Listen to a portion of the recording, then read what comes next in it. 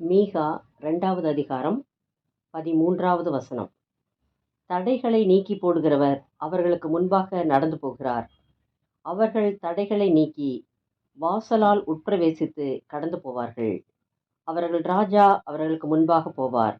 கர்த்தர் அவர்கள் முன்னணியில் நடந்து போவார். 2024வது ஆண்டின் புத்தாண்டு வாழ்த்துக்களை உங்களுக்கு தெரிவிக்கிறேன்.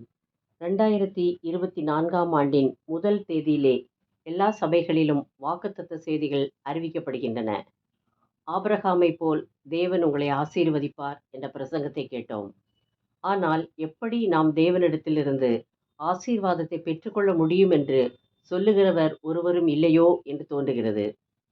நாம் தேவனிடத்திலிருந்து ஆசீர்வாதத்தை பெற்றுக்கொள்ள வேண்டும் என்றால் நாம் அவரை விசுவாசித்து உண்மையாய் தொழுது கொண்டு அவரில் நிலைத்திருந்தால் ஆசீர்வாதத்தை பெற்றுக்கொள்ளலாம். நாம் தேவன் மேல் கொண்ட விசுவாசத்தில் இருந்து நம்மை விலக செய்கிறவர்களை குறித்து எச்சரிக்கையாக இருக்க வேண்டும். அவர்கள் நம் விசுவாச வாழ்விற்கு தடையாய் இருக்கிறவர்கள். அவர்களை விட்டு விலகி தேவனை உறுதியாய் பற்றி கொண்டால் ஆசீர்வாதமாக வாழலாம். பிசாசின் வஞ்சனையான சிந்தனைக்கு நாம் கீழ்ப்படியாமல் இருந்தால் ஆசீர்வாதம் பெறலாம். 1 பேதுரு 5ஆம் அதிகாரம் 6 முதல் 8 வசனங்கள்.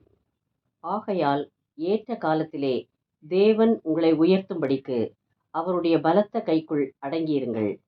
அவர் உங்களை விசாரிக்கிறவரானபடியால் உங்கள் கவலைகளை எல்லாம் அவர் மேல் வைத்து விடுங்கள். தெளிந்த புத்தியுள்ளவர்களாயிருங்கள். விழித்திருங்கள். ஏனெனில் உங்கள் எதிராளியாகிய பிசாசானவன் கர்ஜிக்கிற சிங்கம் போல் எவனை விழுங்கலாமோ என்று வகை தேடி சுற்றித் திரிகிறான். யாக்கோபு 4வது அதிகாரம் 7வது வசனம்.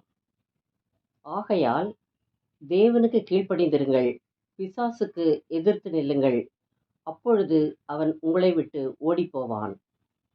நாம் தேவனை தொழுது கொண்டு சுய சித்தம் செய்தால் ஆசீர்வாதம் பெறுவது கடினம். தேவ சித்தத்தின்படி செய்கிறவர்களாக இருந்தால் ஆசீர்வாதம் பெறலாம். சோதனை நேரத்தில் தேவனை மறுதலியாமல் இருந்தால் முடிவில் ஆசீர்வாதம் பெறலாம். ஆகையால் தேவனை சார்ந்து வாழ்கிற நமக்குள் தேவன் வாசம் செய்து நமக்கு எதிரான தடைகளை நீக்கி நம் முன்னே சொல்லுவார். அப்பொழுது நாம் சமாதானமாகவும் ஆசீர்வாதமாகவும் வாழலாம். இயேசுவை விசுவாசியுங்கள், நல்ல போராட்டத்தை போராடுங்கள், உங்களுக்கு ஏற்ற வெகுமதியை அவர் நிச்சயம் உங்களுக்கு தருவார். ஜெபம். இயேசுவே, நான் உம்மை விசுவாசித்து உண்மையாய் தொழுது கொண்டு உம்மில் நிலைத்திருக்க எனக்கு பலன் தாரும். எனக்குள் தங்கியிரும். சமாதானம் தாரும். ஆசீர்வதியும். ஆமேன்.